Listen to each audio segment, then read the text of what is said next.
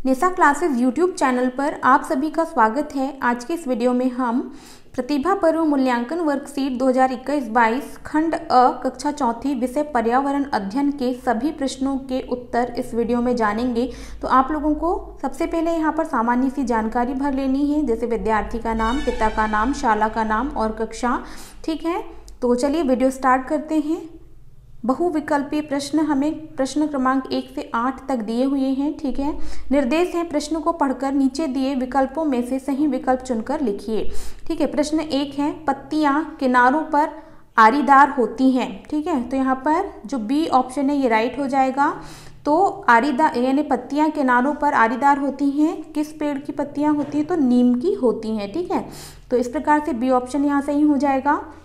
प्रश्न 2 है किस खेल में लकड़ी का उपयोग नहीं होता? ठीक है, तो फुटबॉल में जो है लकड़ी का प्रयोग नहीं होता है, तो यहाँ पर ऑप्शन नंबर डी सही हो जाएगा। ठीक है, फिर अगला है पीने योग्य पानी है, तो हैंडपंप का जो पानी होता है वो पीने योग्य होता है। ठीक है, देखिए यहाँ पर समुद्र का पीने योग्य नहीं होता है, तालाब का भी पीने योग्य नहीं होता है। ऑप्शन नंबर सी है ए और बी दोनों का, तो देखिए दोनों का तो पीने योग्य नहीं होता है। ऑप्शन नंबर डी है हैंडपंप का, तो हैंडपंप का जो पानी है वो पीने योग्य होता है। प्रश्न 4 है घर में भोजन बनाने का काम करना चाहिए। ठीक है, घर में भोजन बनाने का काम किसे करना चाहिए? तो बहन और माताजी को, बड़े भाई और पिता को, स्वयं को, उपरोक्त सभी को। तो देखिए ऑप्शन नंबर डी यहाँ पर सही हो जाएगा, उपरोक्त सभी को घर में भोजन बनाने का काम करना चाहिए। प्रश्न 5 है स्कूल जाने के रास्ते में अनजान व्यक्ति आपको गलत तरीके से छुए तब माता पिता को बताएंगे, अपने शिक्षक शिक्षिका को बताएंगे, उपरोक्त दोनों को बताएंगे, किसी को नहीं बताएंगे। ठीक है, तो ऑप्शन नंबर सी यहाँ पर सही हो जाएगा, उपरोक्त दोनों को बताएंगे। बर्फीले प्रश्न नंबर 6 है बर्फीले क्षेत्रों के मकानों की छतों का आकार होगा। ठीक है, देखिए यहाँ पर ये ढलान वाली छत है और ये गोल छत है। ठीक है, तो यहाँ पर ऑप्शन नंबर ए और ऑप्शन नंबर बी दोनों ही सही हो जाएंगे। इस प्रकार के जो मकान होते हैं ये बर्फीले क्षेत्रों के होते हैं, या मैं कह दूं बर्फीले क्षेत्रों के मकानों की छतों का आकार इस प्रकार का होता है। तो ऑप्शन नंबर डी सही हो जाएगा, उपरोक्त में ए एवं बी। ठीक है, प्रश्न 7 है आप मध्य प्रदेश में रहते हैं तब कौन सी दिशा में आपको बर्फीले पहाड़ मिलेंगे? तो देखिए उत्तर दिशा में मिलेंगे। ठीक है, तो यहाँ पर ऑप्शन नंबर सी सही हो जाएगा।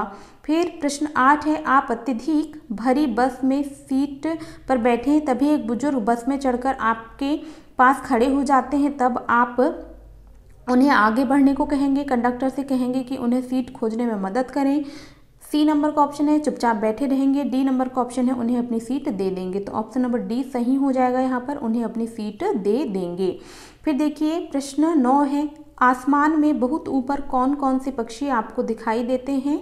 उन्हें सारणीबद्ध कीजिए। ठीक है, तो पक्षी का नाम हम यहाँ पर इस टेबल में लिख देंगे। तो देखिए पक्षी का नाम चिड़िया जो हमें आसमान में ऊपर की ओर उड़ते दिखाई देते हैं। ठीक है, फिर बगुला, तोता, गिद्ध, इस प्रकार से हम 4 पक्षी के नाम लिख देंगे। पक्षियों का रंग होता है तो चिड़िया का रंग कत्थाई होता है, बगुला का सफ़ेद होता है, तोता हरे रंग का होता है और गिद्ध काले रंग का होता है। ठीक है, तो पक्षी की चोंच की बनावट कैसी होती है? चिड़िया की चोंच छोटी होती है, बगुला की लंबी होती है, तोता की मध्यम होती है, ठीक है, और गिद्ध की लंबी चोंच होती है। तो इस प्रकार से हमें यहाँ पर टेबल को भर लेना है।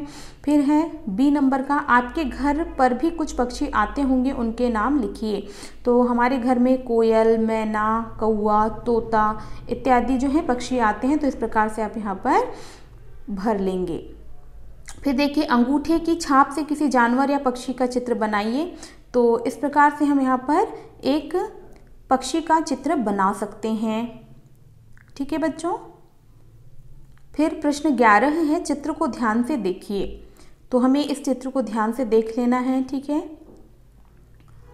तो चित्र का नाम लिखें। ठीक है, तो ये ट्रैफिक जहाँ पर ट्रैफिक होता है ना, और लाल लाइट, पीला लाइट, हरा लाइट जलता है, वो ट्रैफिक रूल्स के लाइट हैं ये। ठीक है, फिर देखिए लाइट का रंग तो ऊपर लाल, फिर हरा, फिर पीला रंग होता है। ठीक है, लाल, पीला और हरा रंग, तो यहाँ पर लिख दिया हमने। फिर है आपको क्या निर्देश मिलते हैं? तो लाल जो कलर है वो ये निर्देश देता है कि जाने का संकेत कि आप जा सकते हैं।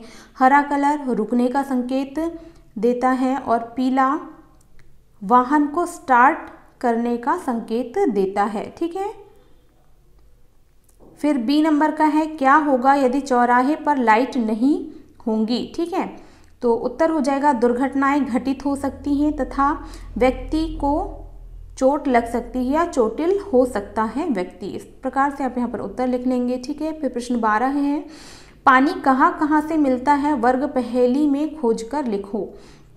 तो देखिए बावड़ी मतलब कुआं से मिलता है, तो मैंने यहाँ पर इस तरीके से बना दिया है। फिर कुआं, सागर, झरना, तालाब, ठीक है, इन सब जगहों से पानी हमें मिलता है। तो बावड़ी, कुआं, झरना, तालाब, सागर, ये यहाँ पर राइट आंसर हो जाएगा। ठीक है, फिर प्रश्न 13 है नीचे दिए गए चित्र को ध्यान से देखिए। तो ए नंबर का है कौन जानवर क्या खाता है, रेखा खींचकर बताइए। तो इस तरीके से हम यहाँ पर रेखा खींच सकते हैं बच्चों। ठीक है, कि कौन सा जानवर क्या खाता है। ठीक है, आप लोग भी इसे ध्यान से देख लें और अपने पेपर में इस तरीके से आप लाइन खींचकर यहाँ पर इस क्वेश्चन को हल कर सकते हैं। ठीक है, फिर बी नंबर का है इस चित्र में कौन ऐसा जीव है जो जल और जमीन दोनों पर रह सकता है। तो मेंढक। ठीक है, ये देखिए मेंढक यहाँ पर ऐसा जीव है जो जल में भी रह सकता है और जमीन पर भी रह सकता है।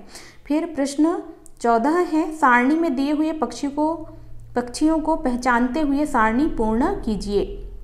तो देखिए यहाँ पर ये चिड़िया है, ये चील है, ये फोड़वा है, फिर ये गिद्ध है। ठीक है, तो अंडा या बच्चे के लिए घोंसला कहाँ बनाते हैं। तो ये पेड़ पे बनाते हैं, ये भी पेड़ पे, ये भी पेड़ पे और ये भी पेड़ पे। तो इस तरीके से आप इस टेबल को भर सकते हैं। ठीक है, फिर आगे है सबसे अधिक रंग किस पक्षी में है, जो हमारे राष्ट्रीय पक्षी भी है।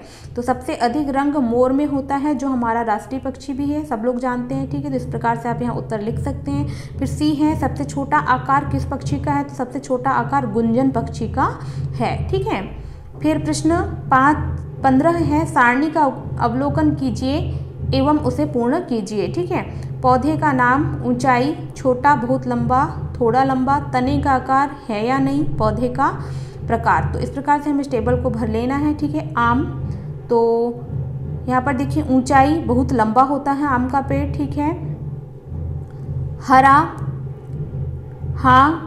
ठीक है, कोमल, हाँ मतलब हरे रंग का होता है तो हाँ, कोमल होता है तो हाँ, मोटा होता है नहीं होता है, कठोर होता है नहीं होता है। ठीक है, ये टमाटर का एग्जाम्पल हमें दिया हुआ है। ठीक है, टमाटर छोटा होता है, हरा होता है तो हाँ, कोमल होता है तो हाँ, मोटा होता है तो नहीं, कठोर होता है तो नहीं, है ना, सॉफ्ट होता है और ये वृक्ष के अंतर्गत आता है। ठीक है, फिर देखिए आम बहुत लंबा होता है ना, हम एक एक टेबल भरते जाते हैं यहाँ पर। आम बहुत लंबा होता है, हरा हाँ होता है, कोमल नहीं होता है, मोटा नहीं होता है, कठोर हाँ होता है और ये वृक्ष के अंतर्गत आता है। नींबू जो है थोड़ा लंबा होता है, ये हरा होता है हाँ, कोमल होता है हाँ, मोटा होता है हाँ, नहीं और कठोर होता है तो नहीं। बैंगन छोटा होता है, हरा होता है तो हाँ, कोमल होता है तो हाँ और मोटा होता है तो नहीं, कठोर होता है तो नहीं। पीपल बहुत लंबा होता है, हरा होता है तो हाँ, कोमल होता है तो नहीं, मोटा हाँ और कठोर हाँ। गुलाब छोटा होता है, हरा होता है तो हाँ, कोमल